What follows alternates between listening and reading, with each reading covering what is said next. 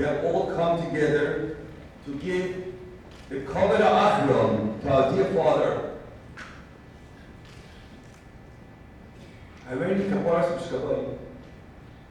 It is very difficult in a few short moments to give over and describe a person who in his lifetime accomplished and achieved so many great deeds for Klal Yisrael.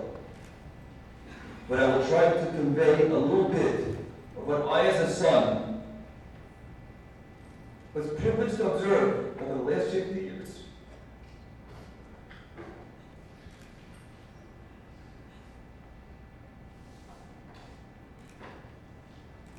The Gemara Pesachim brings down the Olam Yimchar Adam Kol Mashmishla the Yisra Bas Talmud Chacham.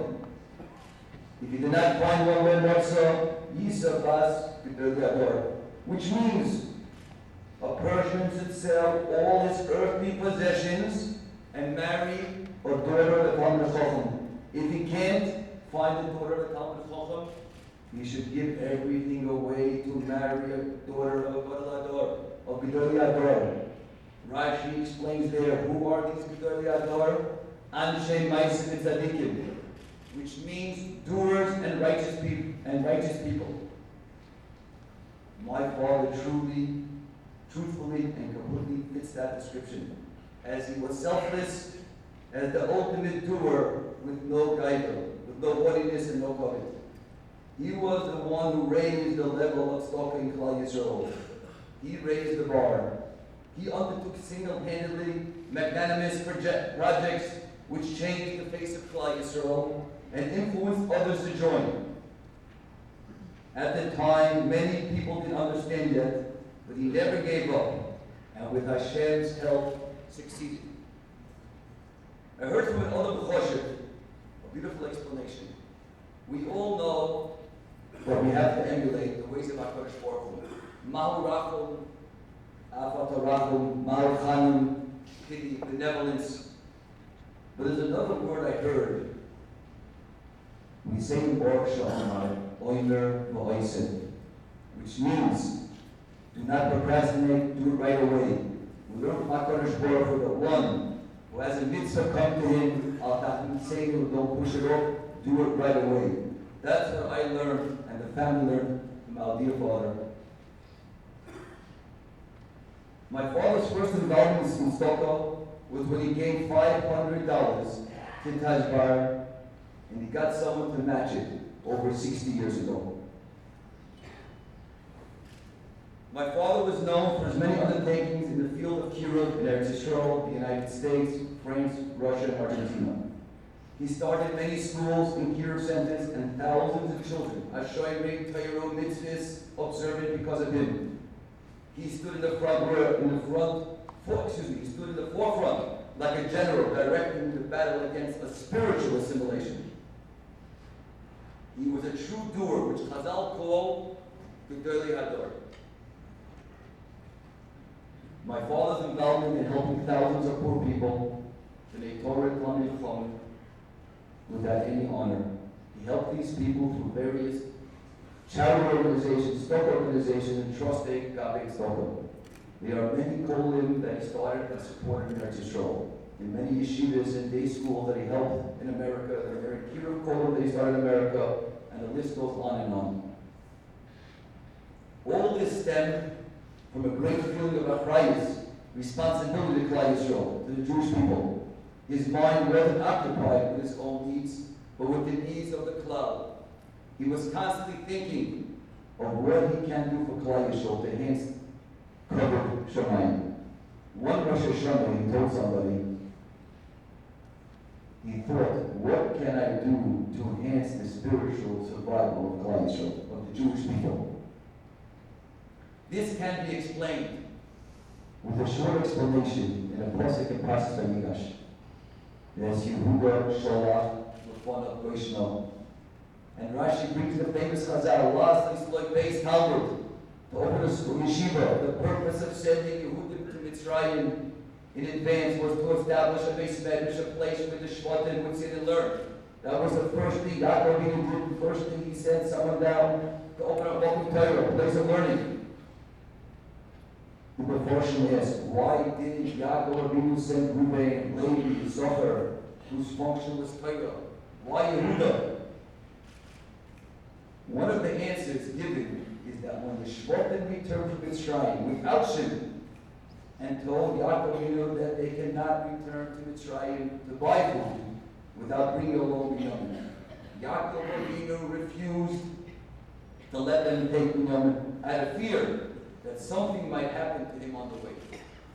Reuben then said, send him with me, and if I don't bring him back, my 2 children will be taken from this world.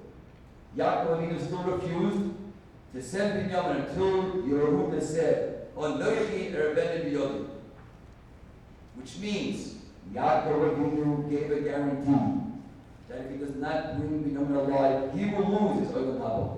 And upon hearing this, Yaakov Avinu agreed to send Binyamin. And the question is asked, why was this a more convincing argument than that of Reuben? It would seem that Reuben's statement was much more convincing than Yehuda's statement, since he was willing to have his children be taken from this world as a punishment for not returning Binyamin. Chazal are teaching us. Yehuda said, I personally guarantee his return. This is called achrayus. This is called responsibility. And Yaakov knew that when someone accepts responsibility, the results are altogether different. And therefore, when Yaakov Avinu needed someone to establish Torah in Golus Mitzrayim and in the future Golus of Klal Yisrael that we will go through, Yehuda was the one most fit and trustworthy for that monumental task. This can be said about our dear father, who felt a tremendous sense of responsibility to Klal Yisrael. And this occupied his mind constantly. It was because of this that my father undertook and succeeded with Hashem's help in so many problems, in so many projects for the Klal, for the Yahweh, over the last 60 years. My father had a strong relationship with Rabban Kotler, Rabbi Moshe Feinstein, Zatzal, and with other Gdolim. Rabban Kotler once wrote through Zalman Sorokin about my father.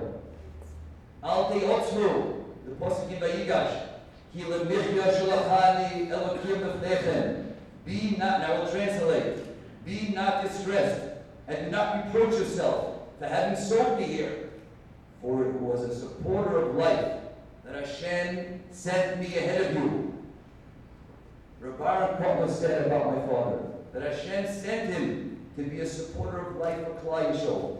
This was when my father was in his late 20s.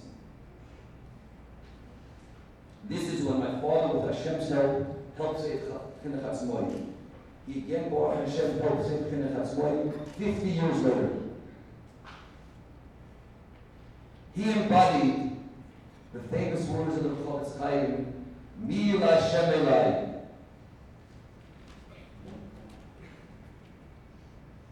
Although my father, who came from the humble beginnings of Vilna, was so involved in the Klal work, he was a strong family man. His devotion to mother and to each and every child and grandchild, and his involvement in their chinuch was incredible. He is what you would call Avrohim Wolfson. On behalf of myself and my family, I want to thank Mother for all your dedication in caring for Daddy. You and the children in the most devoted and beautiful way. You are a true Ashes Chayil and a true partner. Daddy, we will truly miss you.